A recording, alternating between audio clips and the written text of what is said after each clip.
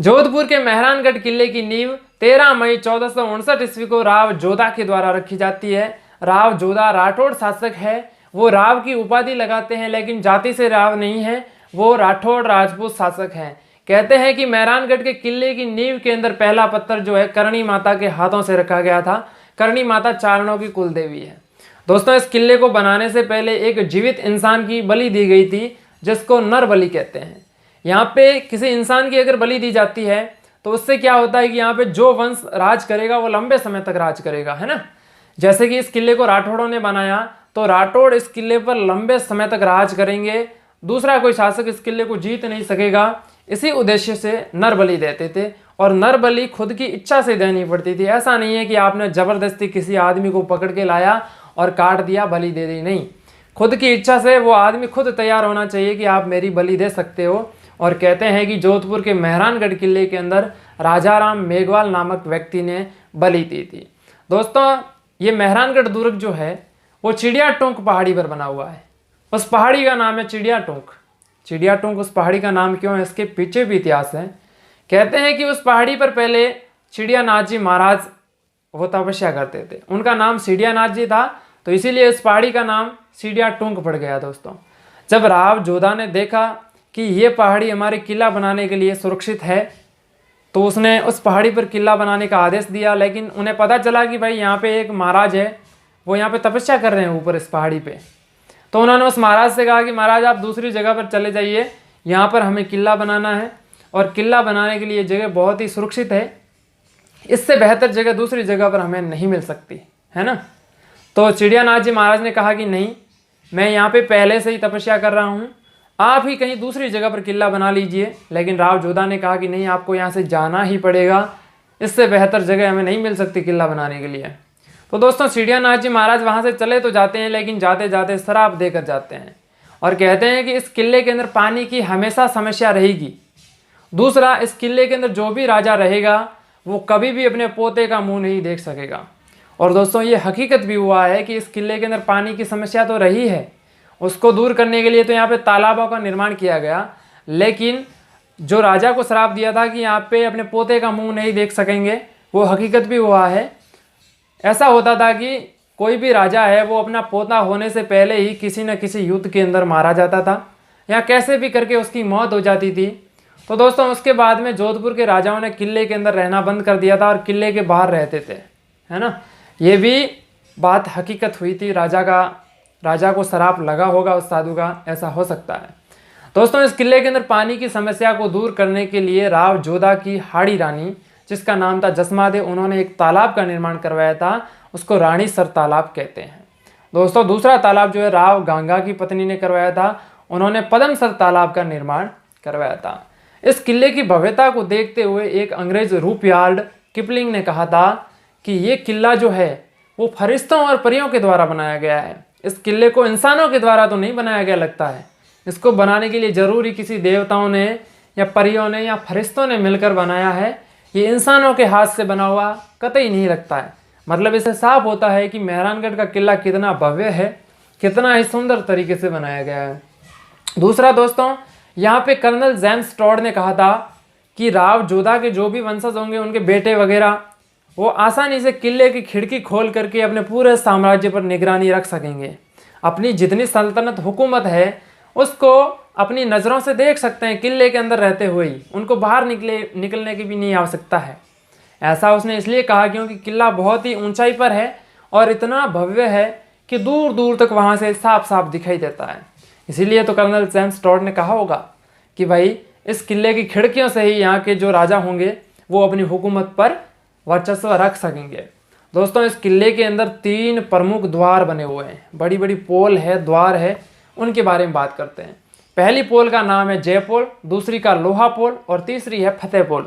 अब इन 3 पोलों के बारे में भी अपना अपना इतिहास है। सबसे पहले बात करते हैं जय पोल की। जय पोल का निर्माण जो है महाराजा मान सिंह ने 1808 के अंदर करवाया था। क्यों करवाया था उसके पीछे जान लीजिए इतिहास। दोस्तों, बात करते हैं मेवाड़ की। मेवाड़ के महाराणा थे भीम सिंह। मेवाड़ के महाराणा थे भीम सिंह। भीम सिंह की पुत्री थी, उनका नाम था कृष्णा कुमारी। तो भीम सिंह ने अपनी पुत्री कृष्णा कुमारी की सगाई कर दी जोधपुर। जोधपुर के उस समय राजा थे महाराजा भीम सिंह राठौड़। ठीक है, उनका भी नाम भीम सिंह ही था। उनके साथ में कृष्णा कुमारी की सगाई कर दी जाती है, लेकिन कुछ ही समय बाद में महाराजा भीम सिंह की मौत हो जाती है। जोधपुर वाले भीम सिंह थे, उनकी मौत हो गई। तो दोस्तों वहाँ पे राजा बनते हैं मान सिंह। अब तो कृष्णा कुमारी की सगाई भीम सिंह के साथ में हुई थी, भीम सिंह की मौत हो गई, तो अब कृष्णा कुमारी की सगाई जयपुर के महाराजा जगत सिंह द्वितीय के साथ में कर दी जाती है। और इस बात से जोधपुर वाले नाखुश हो जाते हैं। जोधपुर वाले कहते हैं, महाराजा मान सिंह जो भीम सिंह के बाद में राजा बने, उन्होंने कहा कि भाई कृष्णा कुमारी की सगाई हमारे जोधपुर राज्य के अंदर हुई थी, अब भीम सिंह की मौत हो चुकी है, तो आप कृष्णा कुमारी की सगाई जोधपुर राज्य में ही कहीं और कर सकते हैं, आपको जयपुर करने की आवश्यकता नहीं है। दोस्तों इस बात को लेकर के जयपुर और जोधपुर के बीच में अनबन हो जाती है। परिणाम स्वरूप उनके बीच में युद्ध होता है। पहला युद्ध होता है 1807 के अंदर घिंगोली का युद्ध। दोस्तों घिंगोली के युद्ध के अंदर जयपुर की सेना ने जोधपुर को हरा दिया। तो दोस्तों उसके 1 साल बाद, अब युद्ध से कोई मामला सुलझने वाला नहीं है, क्योंकि वजह क्या है युद्ध की? कृष्णा कुमारी की। भाई कृष्णा कुमारी की सगाई हमारे जोधपुर में कर सकते हो, आपको जयपुर में करने की क्या आवश्यकता है? जयपुर वाले कहते हैं कि हमारे यहाँ हो चुकी है, तो हमारे यहाँ पर ही रहेगी उनकी सगाई। इस बात को है मामले, मतलब कि युद्ध की वजह है कृष्णा कुमारी। पहला युद्ध 1807 में हुआ, उसमें जयपुर विजय हुआ। तो उसके 1 साल बाद 1808 के अंदर फिर से युद्ध होता है। उसके अंदर एक तरफ तो जोधपुर की अकेली सेना थी, दूसरी तरफ जयपुर और बीकानेर दोनों राज्यों ने मिलकर के जोधपुर पर आक्रमण किया, लेकिन जोधपुर की सेना ने दोनों राज्यों की सेनाओं को एक साथ ही हरा दिया, है ना। इसी खुशी के अंदर महाराजा मान सिंह ने इस जयपोल का निर्माण करवाया था, क्योंकि उन्होंने दो राज्यों की सेनाओं को एक साथ हराया था। दोस्तों ये बात थी 1808 की, लेकिन विवाद तो अभी भी खत्म नहीं हुआ, क्योंकि कृष्णा कुमारी तो अभी भी जीवित है, अभी भी युद्ध होते रहेंगे। तो दोस्तों राजस्थान के अंदर एक मुस्लिम रियासत है टोंक रियासत, वहाँ का एक शासक था जिसका नाम था आमिर खां पिंडारी। आमिर खां पिंडारी ने क्या किया कि निश्चय किया कि भाई इनके बीच में जो युद्ध की वजह है उसको समाप्त कर देते हैं। उसने कृष्णा कुमारी को जहर दे दिया, कृष्णा कुमारी की मौत हो जाती है। जयपुर और जोधपुर के बीच में जो वैमनस्य था वो खत्म हो जाता है। अब उनके बीच में दुश्मनी जो है कम हो गई, खत्म हो गई। ठीक है, आमिर खां पिंडारी ने जहर देकर कृष्णा कुमारी की हत्या कर दी। दोस्तों वहाँ पे जयपोल द्वार के पास में ही एक छतरी बनी हुई है, कीरत सिंह छोटा की छतरी। अब ये कीरत सिंह छोटा कौन थे? 1808 के अंदर जब जोधपुर की सेना ने जयपुर और बीकानेर को हराया था, उस दौरान जोधपुर की तरफ से लड़ते हुए कीरत सिंह छोटा जो एक सैनिक था वो शहीद हो गया था, वीर गति को प्राप्त हुआ था। तो वो जहाँ पर शहीद हुआ उसी जगह पर उसकी छतरी बनी हुई है कीरत सिंह छोटा की। जयपोल के बाद में दूसरी पोल आती है लोहा पोल। लोहा पोल का निर्माण जो है 1548 के अंदर राव मालदेव राठौड़ द्वारा शुरू करवाया गया, और उस पोल का निर्माण कार्य पूरा विजय सिंह के द्वारा करवाया गया। मतलब शुरू किया मालदेव ने, पूरा किया विजय सिंह ने। दोस्तों लोहा पोल के बाहर ही मामा भांजा की छतरी बनी हुई है, जिनका नाम धन्ना और भीमा था, जो कि दोनों मामा भांजा थे, वही वीर गति को प्राप्त हो गए थे युद्ध में, तो उनकी वहाँ पे छतरी बनी हुई है। और दोस्तों उस छतरी का निर्माण जो है अजीत सिंह के द्वारा करवाया गया था। उसके बाद में तीसरी पोल है, उसका नाम है फतेह पोल द्वार। फतेह पोल का निर्माण जो है महाराजा अजीत सिंह के द्वारा करवाया गया था। क्यों करवाया गया उसके बारे में जान लेते हैं। महाराजा अजीत सिंह के पिताजी का नाम था महाराजा जसवंत सिंह। ठीक है, जब महाराजा जसवंत सिंह की मौत हो गई और उनके बाद में राजा बनना किसका बारी आती है? अजीत सिंह की, क्योंकि जब उसके पिता की मौत होती है तो उसका बड़ा बेटा होता है वो राजा बनता है। तो जसवंत सिंह की मौत के बाद में जब बारी अजीत सिंह के राजा बनने की आई, तो औरंगजेब जो कि उस समय दिल्ली का शासक था, उसने कह दिया कि भाई अब जोधपुर का कोई राजा नहीं बनेगा। जोधपुर जो है वो खालसा की भूमि है। खालसा की भूमि मतलब कि अब जोधपुर पे सीधा का सीधा औरंगजेब का शासन है, दिल्ली वालों का शासन होगा। तो उसने अजीत सिंह को राजा बनने से रोक दिया औरंगजेब ने। जब 1707 के अंदर औरंगजेब की मृत्यु होती है, तो उस समय महाराजा अजीत सिंह पुनः जोधपुर की राजगद्दी पर बैठते हैं, और उसके बाद में उन्होंने फतेह पोल द्वार का निर्माण करवाया था। दोस्तों बात 1707 की थी जब औरंगजेब की मौत हुई थी। दोस्तों इस किले के अंदर बहुत सारी अन्य इमारतें हैं जो देखने लायक हैं, जैसे कि एक महल है फूल महल। फूल महल का निर्माण जो है महाराजा अभय सिंह ने करवाया था, और अभय सिंह से जुड़ी हुई बहुत ही एक बड़ी घटना है। आपने सुना ही होगा कि खेजड़ली के अंदर 363 बिश्नोइयों को पेड़ों को काटने से रोकने के लिए उनको भी काट दिया गया था, है ना। उन्होंने पेड़ काटने का विरोध किया था बिश्नोइयों ने, तो उनको भी साथ में काट दिया था। वो जोधपुर के महाराजा अभय सिंह के समय की घटना थी। और हुआ क्या था वो आप जान लीजिए। महाराजा अभय सिंह ने किले के अंदर महल बनाने के लिए आदेश दिया कि भाई किले के अंदर महल बनाने हैं और लकड़ी की आवश्यकता है, इसलिए आप लकड़ी लेकर आइए। अब लकड़ी लाने के लिए उन्होंने एक भेजा एक आदमी को जिसका नाम था गिरधर दास भंडारी। गिरधर दास भंडारी के नेतृत्व के अंदर एक छोटी सी टुकड़ी भेजी कि आप लकड़ियां काट करके लाइए। ये बात 1730 की है, 1730 की घटना है। गिरधर दास भंडारी के नेतृत्व में एक छोटी सी सेना की टुकड़ी लकड़ियां लेने के लिए गई। जोधपुर से 25-26 किलोमीटर दूर है गांव खेजड़ली। खेजड़ली के अंदर बहुत सारी खेजड़ी के वृक्ष थे, तो उनको वहां पे काटना शुरू किया। खेजड़ों को काटने की आवाज़ सुनाई दी तो आसपास में जो बिश्नोई समाज के लोग रहते थे वो आए, और उनमें सबसे पहले नाम आता है अमृता देवी बिश्नोई का। अमृता देवी बिश्नोई वहाँ पे आती है और उसने पेड़ों को काटने से रोका और पेड़ को अपने गले से लगा दिया। तो उन्होंने कहा कि पेड़ के साथ में इनको काट दिया जाए, क्योंकि अमृता देवी उनका विरोध कर रही थी कि हम पेड़ों को नहीं काटने देंगे, हम कट जाएंगे खुद लेकिन पेड़ को नहीं काटने देंगे। तो उन्होंने आदेश दिया कि पेड़ के साथ में इनको भी काट दें। तो अमृता देवी को पेड़ के साथ में ही काट दिया। ऐसे उनके परिवार वाले और भी आते हैं, उनको भी इसी तरीके से काटा गया। बाद में बहुत सारे बिश्नोई ऐसे ऐसे करते हुए 363 लोग जो हैं पेड़ों से गले मिल करके कट गए। तो दोस्तों इस बात का महाराजा अभय सिंह को पता ही नहीं था। ठीक है, जब इस बात का पता महाराजा अभय सिंह को लगा तो उन्हें बहुत ही पश्चाताप हुआ, उन्हें दुख हुआ, और उन्होंने हो सकता है कि गिरधर दास भंडारी को दंडित भी किया हो, क्योंकि उन्होंने ऐसा नहीं कहा था कि आप पेड़ों के लिए लोगों को भी साथ में काट देना। ये दोस्तों खेजड़ली के अंदर प्रतिवर्ष जो है वृक्ष मेला भी भरता है। 363 बिश्नोइयों की शहादत के याद में वृक्ष मेला प्रतिवर्ष वहाँ पे पड़ता है। दूसरा महल है दोस्तों वहाँ पे मोती महल। मोती महल का निर्माण जो है महाराजा सूर सिंह के द्वारा करवाया गया था, और उस महल के अंदर दीवारों पर और छत पर सोने की बारीक कारीगरी की गई है ना, सोने से बारीक कारीगरी वो महाराजा तखत सिंह ने करवाई थी। महाराजा तखत सिंह ने बाद में करवाई थी, बनाया सूर सिंह ने था, कारीगरी महाराजा तखत सिंह के द्वारा करवाई गई। दोस्तों वहाँ पे एक श्रृंगार चौकी है, वो भी देखने लायक है। उसके अंदर राज परिवार के जो राजा बनता था ना सदस्य, उसका वहाँ पे राज्याभिषेक होता था, है ना, उसको मुकुट पहनाया जाता था, उसका राज्याभिषेक होता था श्रृंगार चौकी महल के अंदर। दोस्तों वहाँ पे जोधपुर किले से नीचे एक साफ सफ़ेद संगमरमर बना दिखाई होता है, उसका नाम है जसवंत थड़ा। जसवंत थड़ा का निर्माण जो है महाराजा सरदार सिंह के द्वारा करवाया गया था। सरदार सिंह के पिता थे जसवंत सिंह, उनकी याद में जसवंत थड़ा का निर्माण करवाया गया। पहले जोधपुर के राज परिवार में से किसी भी सदस्य की मौत होती थी तो उसको जो है मंडोर के अंदर उसका आत्म संस्कार दाह संस्कार करवाया जाता था, लेकिन जब से जसवंत थड़ा का निर्माण किया गया उसके बाद में जोधपुर राज्य के राज परिवार के सदस्यों का दाह संस्कार जसवंत थड़ा में किया जाने लगा। दोस्तों पहले ये मंडोर में होते थे दाह संस्कार। जोधपुर के किले के अंदर चामुंडा माता का मंदिर भी है, नागणेशी माता का मंदिर भी है, और वहाँ पर एक मस्जिद है जिसका नाम है सूर्य मस्जिद।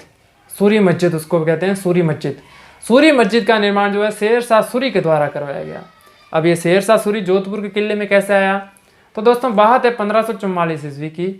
उस समय दिल्ली पर शेर शाह सूरी की हुकूमत थी और जोधपुर के अंदर राव मालदेव महाराजा थे। दोस्तों महाराजा मालदेव के दो विश्वसनीय सेनापति थे जिनका नाम था जैता और कुंपा, बड़े ही बहादुर थे। उनसे आसपास के राज्यों वाले खौफ खाते थे जैता और कुंपा की बहादुरी से। तो दोस्तों जब शेर शाह सूरी दिल्ली से रवाना होता है जोधपुर को जीतने के लिए, तो राजस्थान के अंदर एक जिला है पाली, पाली के अंदर एक गांव है सुमेल। सुमेल के अंदर शेर शाह सूरी आता है और उसने अपनी सेना का कैंप डाल दिया पाली जिले के सुमेल गांव के अंदर। तो दोस्तों जब इसकी बात मालदेव को पता चली, जोधपुर वालों को, तो वो भी अपने किले से बाहर निकले। जोधपुर के किले से बाहर निकलकर वो भी पाली की तरफ रवाना हुए, और पाली के अंदर एक गांव है गिरी। गिरी गांव के अंदर उन्होंने कैंप डाल दिया जोधपुर वालों ने। गिरी गांव के अंदर जोधपुर वालों का कैंप है और सुमेल के अंदर है शेर शाह सूरी का कैंप। अब दोस्तों रात्रि के समय में, ठीक है, रात्रि के समय की एक दिन की घटना है, बहुत कुछ दिनों तक वहाँ पे कैंप में रहे वो। शेर शाह सूरी को पता चला कि भाई हम जोधपुर से नहीं जीत सकते। नहीं जीतने की वजह है कि मालदेव खुद आया हुआ है, जैता और कुंपा भी साथ में है, तीनों ही सेनापति बनकर आए हैं कि भाई 7-8 हज़ार की सेना जैता के पास में है, 7-8 हज़ार की सेना कुंपा के पास में है, और 10 हज़ार की सेना जो है राव मालदेव के पास में है। उनका राजा तो मालदेव ही है, लेकिन सेनापति तीनों बने हुए हैं, राव मालदेव भी, जैता और कुंपा भी। अब सेना बैठी है तो शेरशाह सूरी ने सोचा कि भाई इनको हराना नामुमकिन सा है, इसलिए इनको अगर हराना है तो एक षड्यंत्र की रचना करनी पड़ेगी, इन तीनों को अलग अलग करना पड़ेगा, इन तीनों के बीच में फूट डालनी पड़ेगी। इसके लिए क्या करता है शेरशाह सूरी? शेरशाह सूरी झूठे पत्र लिखता है, मतलब शेरशाह सूरी खुद पत्र लिखता है, उसमें नाम लिखता है किसका? जैता और कुंपा का, कि भाई मैं जैता बोल रहा हूँ, मैं कुंपा बोल रहा हूँ, और हम शेरशाह सूरी आपकी तरफ मिलना चाहते हैं, आपकी तरफ मिलकर के राव मालदेव को मारना चाहते हैं, बाद में जोधपुर पर अपना राज होगा। ऐसे झूठे पत्र कौन लिखता है? शेरशाह सूरी।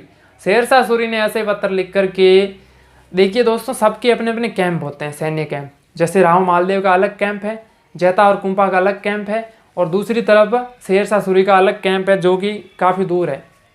तो उन्होंने किसी गुप्त सैनिक के माध्यम से, किसी गुप्त सैनिक के माध्यम से वो पत्र, जो जाली पत्र है, नकली पत्र है, वो जैता और कुंपा जहाँ पर सो रहे थे उनके बिस्तरों के नीचे डलवा दिए। थोड़ा सोना, रुपए, पैसे जो भी थे वो भी उनके जो कैंप था उस कैंप में डलवा दिए जहाँ पर जैता और कुंपा सो रहे थे। और दोस्तों, एक सैनिक को, जो भी उनके साथ में मिला हुआ होगा, उसको ये सूचना देते हैं कि आप राव मालदेव को ऐसा बोल दीजिए। वो राव मालदेव को जाकर ऐसा कहता है कि जैता और कुंपा जो है वो शेरशाह सूरी की तरफ मिल चुके हैं, उन्होंने उनको रिश्वत दी है। तो उस राव मालदेव को यकीन भी नहीं होता है कि ऐसा नहीं हो सकता, जैता और कुंपा तो मेरे विश्वसनीय हैं, वो मेरे साथ में कभी धोखा नहीं कर सकते। तो उसने कहा कि उनके जो कैंप है उसमें जाकर के आप देख लीजिए, आपको यकीन हो जाएगा। वो कैंप में जाते हैं रात्रि के समय में, और उन्होंने देखा कि जैता और कुंपा के कैंप के अंदर वो पत्र मिलते हैं जिसमें लिखा हुआ है कि भाई मैं जैता, मैं कुंपा, शेरशाह सूरी आपकी तरफ मिलना चाहते हैं और राव मालदेव को मारना चाहते हैं। तो राव मालदेव को यकीन हो गया कि वास्तव में मेरे विश्वसनीय थे, लेकिन शेरशाह सूरी की तरफ मिल गए हैं। अब सुबह जब युद्ध होगा तो ये मेरी तरफ से नहीं लड़ेंगे, ये शेरशाह सूरी की तरफ मिल जाएंगे। इसलिए मालदेव सोचता है कि यहाँ से निकलने में ही भलाई है, और राव मालदेव चुपचाप वहाँ से अपनी 10,000 की सेना लेकर के वहाँ से निकल जाता है। सुबह हुई, जैता और कुंपा ने देखा कि राव मालदेव अपनी सेना लेकर के यहाँ से निकल चुके हैं। तो क्यों निकले हैं? किसी सैनिक ने आकर पूरा वाकया बताया कि भाई ये बात हुई थी, आपके कैंप में से पत्र निकले थे झूठे, उनको पढ़ करके राव मालदेव है यहाँ से निकल गए हैं। तो इस बात से जैता और कुंपा को काफ़ी दुख हुआ। उन्हें पता चला कि भाई अपने ऊपर देशद्रोह का आरोप लगा है, अपने ऊपर गद्दारी का कलंक लगा है और उस कलंक को मिटाना है। इसलिए उन्होंने इतनी बहादुरी से युद्ध लड़ा कि उन्होंने शेरशाह सूरी की सारी सेना को तहस नहस कर दिया, समाप्त कर दिया एक बार की। और जब युद्ध के दौरान वो मारते मारते शेरशाह सूरी की तरफ पहुंचने लगे तो शेरशाह सूरी को लगा कि अब मुझे मारने के अंदर कुछ भी टाइम बाकी नहीं है। वो नमाज पढ़ने का बहाना करके नीचे बैठ जाता है, नमाज पढ़ने लगता है।